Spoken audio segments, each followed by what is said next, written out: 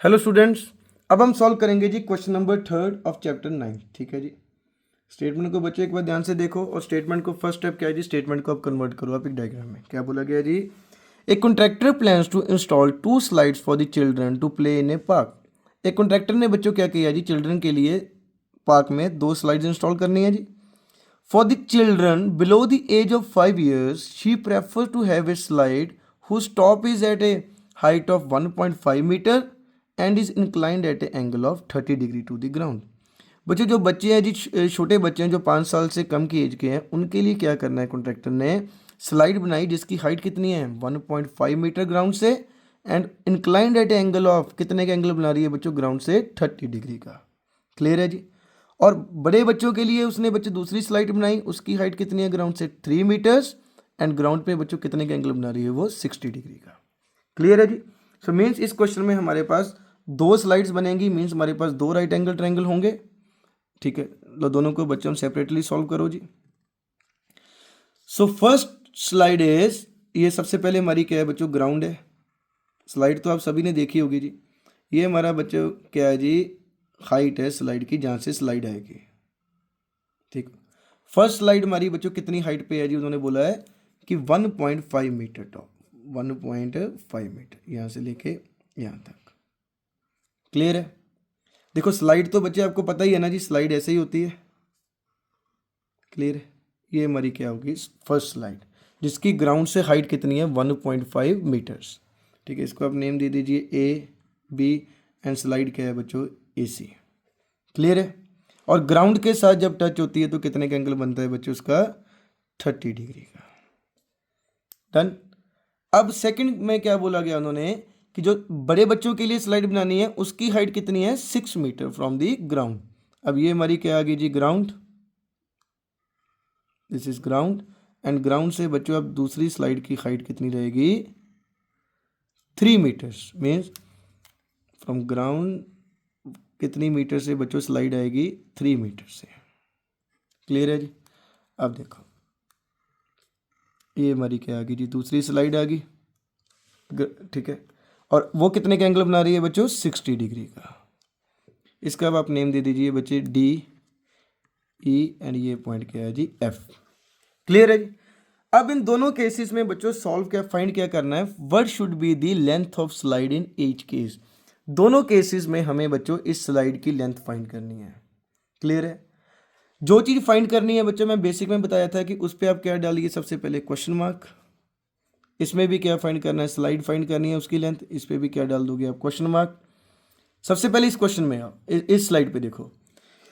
अब ट्रायंगल को बच्चे ध्यान से देखो, ये राइट एंगल ट्रायंगल हो गया। बच्चे मैं सभी समय अब लिख नहीं रहा कि राइट एंगल ट्रायंगल, जब आप सॉल्व करोगे तो प्लीज़ मेंशन जरूर करना कि कौन सा राइट एंगल ट्रायंगल उठा रहे हो। अब इस राइट एंगल ट्रायंगल में देखो बच्चों, ये साइड हमें गिवन है और ये वाली साइड हमें क्या करनी है फाइंड करनी है। जो फाइंड करनी है उस पर मैंने क्या डाल दिया, क्वेश्चन मार्क डाल दिया। अब एक गिवन है, एक हमें फाइंड करनी है। अब दोनों का रिलेशन हम चेक करेंगे उस एंगल से। उस एंगल के लिए बच्चों ये साइड उसके बिल्कुल सामने है जी, सो ये साइड उसके लिए क्या है परपेंडिकुलर, सो इस पर क्या डाल दोगे आप पी। एंड जो हमें फाइंड करनी है वो क्या है जी, लॉन्गेस्ट साइड है उस ट्रायंगल की और 90 के सामने वाली है, वो क्या है जी उसका हाइपोटेन्यूज। सो अब हमारे पास 2 वर्ड्स आ गए P and H, P and H. And P and H बच्चों आपको पता है जी किस फॉर्मूले में आते हैं, साइन के फॉर्मूले में। सो हम लिखेंगे सबसे पहले बच्चों ट्रायंगल जरूर बताना है, इन राइट एंगल ट्रायंगल क्या नाम है जी ए बी सी। अब ए बी सी में देखो बच्चों किसका पी एंड एच आया हमारे पास, जब उनको हमने चेक किया दोनों को, एक फाइंड करना, एक गिवन है एक फाइंड किया, चेक किया क्या आ गया P and H. P and H किस फॉर्मूले में है जी, साइन के फॉर्मूले में। साइन एंगल क्या है बच्चों 30 और फॉर्मूला क्या होता है इसका P upon H. And P का क्या नेम है बच्चों ए बी एंड हाइपोटेन्यूज का क्या नेम है जी ए सी। क्लियर है। अब देखो साइन 30 की वैल्यू बच्चे आपको पता है कितनी होती है 1/2, हमने वैल्यू पुट कर दी बच्चों। एंड ए बी की वैल्यू हमारे पास है जी कितनी 1.5। ए सी हमने क्या करना है फाइंड करना है, ए सी हमने क्या करना है जी फाइंड करना है। अब देखो ये डिवाइड है उस साइड क्या हो जाएगा मल्टीप्लाई में चला जाएगा, 2 इस साइड डिवाइड है उधर जाके क्या हो जाएगा बच्चों ये मल्टीप्लाई में चला जाएगा। ए सी को 1 से किया तो क्या आ गया बच्चों ए सी एंड 2 डिवाइड था उधर जाके 1.5 से क्या हो गया बच्चों मल्टीप्लाई में हो गया। एंड 1.5 को 2 से मल्टीप्लाई किया तो क्या आ गया जी 3। देयरफॉर हमारी बच्चों AC की लेंथ कितनी आ गई बच्चों 3 मीटर। मीन्स फर्स्ट स्लाइड की लेंथ कितनी है 3 मीटर्स। क्लियर है बच्चों। सो हमने फर्स्ट स्लाइड की क्या फाइंड कर ली, हाइट फाइंड कर ली। बहुत सिंपल था जी, जस्ट एक राइट एंगल ट्रायंगल था, उसमें एक साइड गिवन थी, एक हमने फाइंड करनी थी, उसका रिलेशन हमने एंगल से फाइंड किया। हमें पता चल गया कि कौन सा फॉर्मूला लगेगा साइन का। साइन 30 का फॉर्मूला था क्या था P/H। This is perpendicular and this is hypotenuse. Values put की और हमारे AC का आंसर कितना आया बच्चों 3 meter. Now go to the बच्चे सेकंड स्लाइड।